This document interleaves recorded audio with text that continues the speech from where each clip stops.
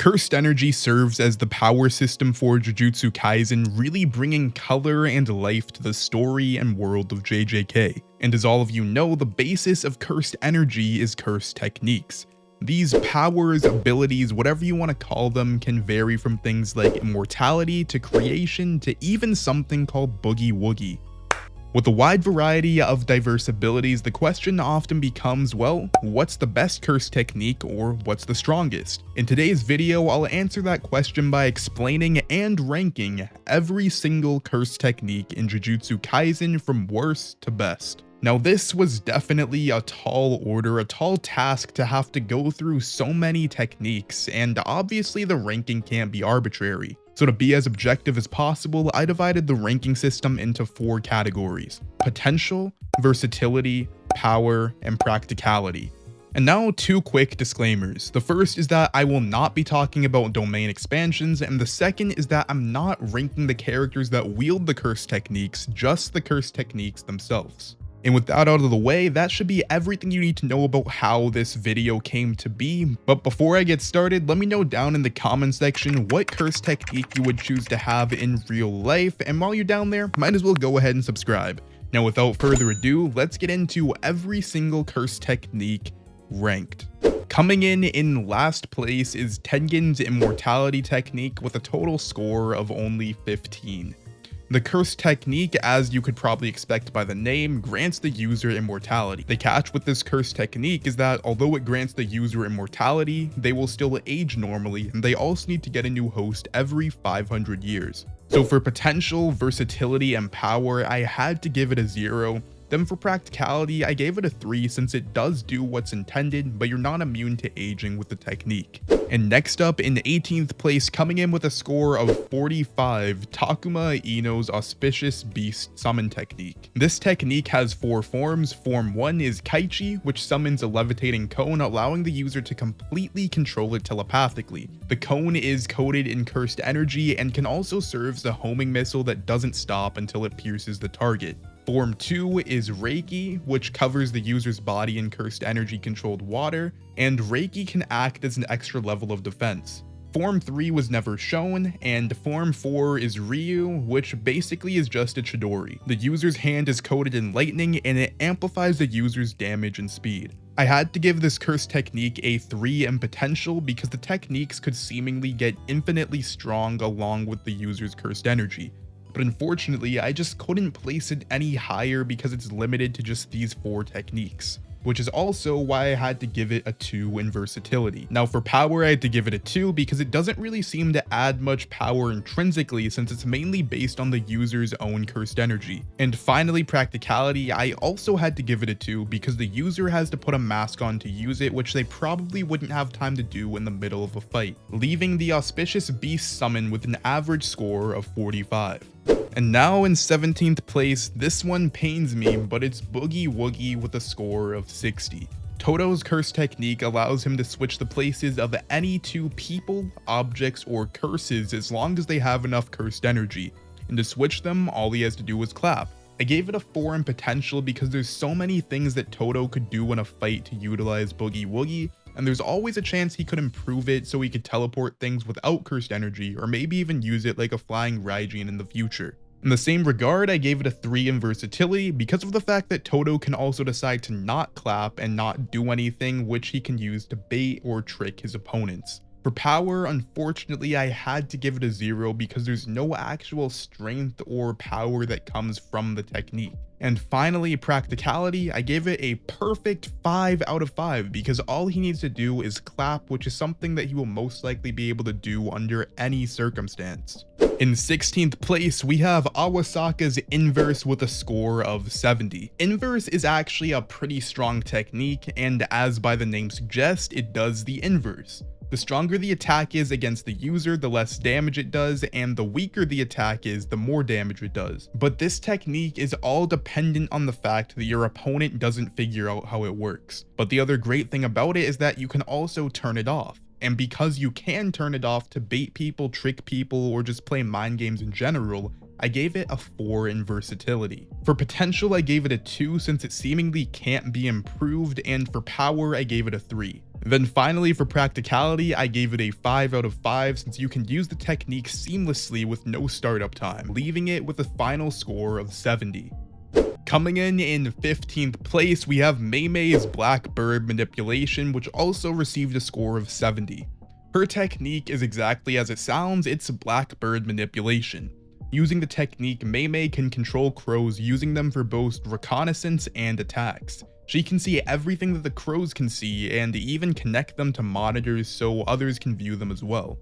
In regards to the crow's attacks and destructive power, they aren't super strong since at the end of the day they're still just birds, but she can overcome this using an attack called Bird Strike. This attack removes the cursed energy limit from each of the birds, making them self-destruct on any target, and this self-destructing explosion can kill even special grade curses. In fact, the only person that's ever survived it is Gojo because of his Limitless technique. Now for the ratings. So I had to give it a 2 in potential because there's a pretty low cap on what the technique can actually do, although she can use it in a lot of ways, which is why I gave it a 5 in versatility. Using this technique, she can see almost anything she wants, along with the ability to one-shot fairly strong opponents, so obviously I had to give it a 5 in power. But the major drawback of this technique is the practicality, which I had to give a 2. The reason it's so unpractical is because it requires crows to be near her to use, meaning that she always has to keep crows with her. She could potentially run out during a fight. Overall, it's just really not the most practical technique she could use, which is why it ended with the final score of 70. Coming in 14th place, we have the cloning technique used by some guy covered with a paper bag with an average score of 75. The cloning technique's actually fairly powerful. It allows the user to make up to 4 copies of themselves, and they can also switch the real body at any time to avoid dying. And even more important than just making clones, it seems like there's no strength difference between the original and the copies. For potential, I had to give it a 4 because the legend himself, Satoru Gojo, gasses the technique. He said that the technique was very interesting, but questioned why he was weak, implying the sorcerer wasn't utilizing its full potential. For versatility, I had to give it a 2 since at the end of the day, all it really does is create clones. You could get very creative with how you make the clones appear and how you transfer the real body, but at the end of the day, there's only so much you can do with these clones. Then on to its power, I gave it a 4 out of 5 because the user can make clones which have the same power as the original, essentially just multiplying the user's base. And finally, in practicality, I gave it a 4. I had to knock off 1 point because the user can't create clones instantly after one's destroyed, giving it a final score of 75. Now we have one of my favorite characters and her curse technique in 13th place with a score of 80. Nobara Kugisaki's Straw Doll technique. The Straw Doll curse technique is pretty good, but does have some drawbacks which I'll get into a little bit later. So what is the technique? Well, Nobara can coat nails with cursed energy and sends them at her target. After hitting the target, the nails surge with cursed energy, exorcising them. She can also use a technique called Hairpin, which surges additional cursed energy, which deals a ton of damage. But the key thing to her technique is resonance. Using resonance, she needs a piece of her target's body. Then when she hits her straw doll, the damage also affects the target. So for power and practicality, I gave the technique a 5 and 4 respectively. Then for potential, I gave it a 4 because it does have the ability to one-shot a lot of curses. But for versatility, I had to give it a 3 since there's only so much she can do with her technique, giving the straw doll technique a final score of 80. Now we have another fairly powerful curse technique coming in at number 12 with a score of 80, and it's Nanami's ratio technique. Using his technique, he can mentally divide anything into a set of parts and strike it at the 7:3 ratio, doing extra damage since it's a natural weak point. It hasn't been stated how small he can make the technique, but it's important to note that he can use ratio on individual body parts rather than a person in their entirety. And since ratio is such a strong technique, I gave it a 5 in both power and practicality. The damage it can do is ridiculous, and it's pretty easy for him to use the technique. Now as for potential, I had to give it a 2 since there's not too much growth or crazy stuff he can do with ratio. But for versatility, I gave it a 4 since he can use the technique on just about anything. Coming in at number 11, another score of 80, we have puppet manipulation or cursed corpse manipulation. Using the technique, they can either directly control the corpses or they can make them fully sentient. Because of the vast potential ranging from basic cursed corpses to people like Panda and Mechamaru, the potential and versatility were both 5s. However, the power had to be a 3 since it mainly depends on the strength of the user, and as for the practicality, they are very easy to use in battle, but I had to take points off since you can't just conjure one out of nothing. Prep time would be needed before the fight, so I gave it a 3 in this category, ending with a total score of 80. Coming out in 10th place is one of the most overpowered curse techniques, which is unfortunately handicapped by its user. And yes, I'm talking about Mai Zenin's construction ability with a score of 80. Her curse technique allows her to create anything out of thin air using cursed energy. The only drawback is that since she's creating tangible things that never disappear, it requires a ton of cursed energy. And unfortunately, Mai wasn't born with a large amount of energy. But remember, I'm talking about the technique itself, not how the user is able to utilize it. So for the potential and versatility of construction, I have to give them both perfect 5 out of 5s. Now for power, I gave it a 4 because although you can create objects, it seems very unlikely that you could create anything significantly stronger than you. But unfortunately, I had to give practicality a 2. And this is just because of how much cursed energy it uses. However, keep in mind that if you are someone with a lot of cursed energy, construction would be completely broken. Coming in 9th place is the Zenin family's projection sorcery with a score of 85. Using the technique, the user divides 1 second into 24 frames, and when they touch the target, they get frozen for a second. Being able to freeze someone by just touching them is obviously super powerful, giving it a score of 5. Then potential, versatility, and practicality are all scores of 4. This is mainly because you need to touch someone to freeze them, and there's not really too much that can be added onto or fleshed out with the technique, which is why I received a final score of 85. Now in number 8, we're reaching the upper echelon of curse techniques in the series, with every technique from this point forward having a score of 90 or above. And this technique comes from a place where you might not have expected it. It's Momo Nishimiya's tool manipulation. So this technique allows the user to telepathically control objects or themselves with cursed energy. So obviously the potential and versatility both have to be 5s. The technique doesn't seem very powerful, but it seemingly does amplify strikes to at least some extent, so I had to rate it a 3. Then for practicality, I also gave it a 5 since it seemingly can be used fairly easily. And now coming in 7th place, we have the Camo family blood manipulation. So essentially the user can just manipulate their own blood in any way they want, both inside and outside of their body. This means that they can not only control the blood's shape, but also control the blood's internal structure.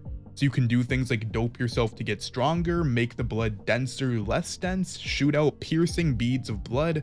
Really, the possibilities are endless, landing blood manipulation 5s in both potential and versatility. But power has to be a 4 since the technique is strong, but it's not the pinnacle of the Jujutsu Kaisen world. Then practicality is also a 4. The reason being is it is very practical since you will always have blood with you since it's inside of you, but I had to take a point off because eventually you'll run out of blood, leaving you unable to attack. And in 6th place, we have a spin-off of the blood manipulation technique. It's Eso and Kichizu's rot technique. Now, this is another very strong technique coming out of a pretty unexpected place, also receiving a score of 90. This technique is ridiculously strong, so essentially it's just a form of blood manipulation, except this blood is highly toxic. If the blood lands on its target, the skin and muscle will be completely dissolved within a few hours, leaving the infected part of the body nothing but bone. They can also use this technique to fight, covering themselves in it while striking, or even shooting it like a projectile. And while one hit will not kill the target, the initial impact does sting a lot, and it also does do some pretty decent damage. And if that's not enough, the user can also modify their body by creating anything they want out of the blood, from extra limbs to even wings. Because of this fact alone, I had to give it 5s in both potential and versatility. The power, I had to knock it down to a 3 because of how long it would take to kill with the blood alone. And finally, because of how easy it is to use and how simple it seems to conjure and control it, I had to give it a 5 in practicality. And before I get into the top 5, I wanted to give a quick honorable mention. I know that I said I would be ranking every single curse technique and ability, but I have to quickly talk about Yuta Okkotsu's curse technique. The reason why it's an honorable mention and not on the list is because I don't really know what the technique is yet. If I were to assume that everything he could do is part of one technique, it would probably be a 100 out of 100. So, as you all know, Yuta can copy any curse technique he sees. He can also create powerful curses like Rika, and now it seems like he's able to just conjure parts of Rika at will. So whatever's happening with Yuta is super powerful, but because I'm not sure what parts of this are a curse technique or is just something he can do, I'm just gonna have to leave it in honorable mentions. Now let's get back to the list. Now coming in at number 5 is a very strong curse technique, and it's Mahito's Idol Transfiguration. Using Idol Transfiguration, he's able to manipulate his own soul or his enemy. By manipulating his own soul, he's able to seamlessly change the shape of his body to strengthen attack, speed, or even defense, even making a complete clone of himself.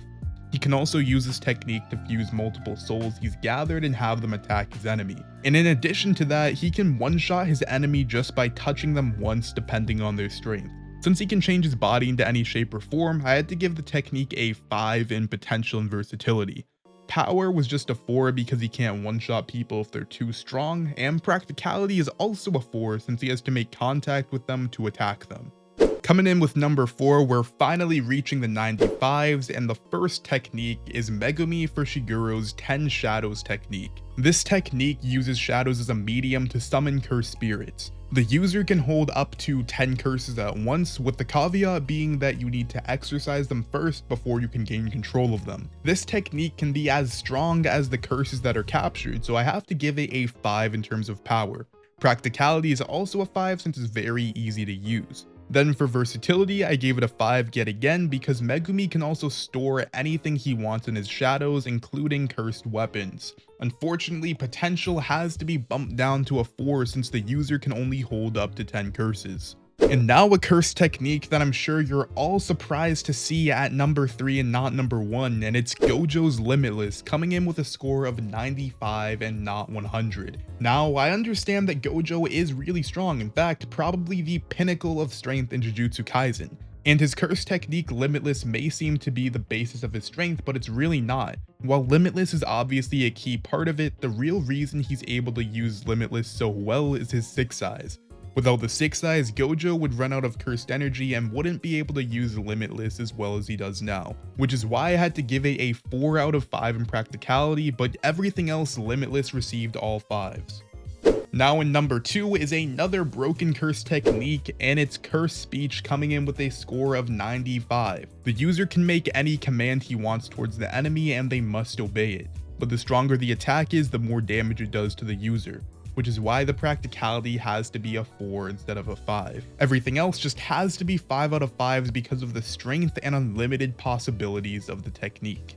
And finally, in number 1, first place, the strongest, the best curse technique in Jujutsu Kaisen. It's none other than Suguru Geto's Cursed Spirit Manipulation, coming in with a perfect score of 100. Geto's technique allows him to absorb any curse that he exercises, and after absorbing them, he can release them with complete control of their powers. He's also shown a technique called Uzumaki, which can combine all of the absorbed powers into a giant blast. And if that wasn't enough to convince you, Geto can also access the powers of the curses he absorbs at will. So yeah, potential and versatility have to be maxed 5 out of 5s, and since he can absorb any curse that they exercise, that means they could control an infinite amount of techniques and curses. So power also has to be maxed since there's no strength of the curse he absorbs. Practicality is also a 5 out of 5 since he can use the pool of curses at will, leaving Suguru Geto's Cursed Spirit Manipulation in first place and the only perfect score, 100 out of 100. And that's gonna be it for the video. I spent a good amount of time making the list, planning everything out, but as always, that's just my opinion. Now let me hear yours in the comment section down below. Let me know what you think the best or strongest curse technique in Jujutsu Kaisen is. While you're down there, you might as well go ahead and hit that like button with the black flash 3 times. See you in the next one. Peace.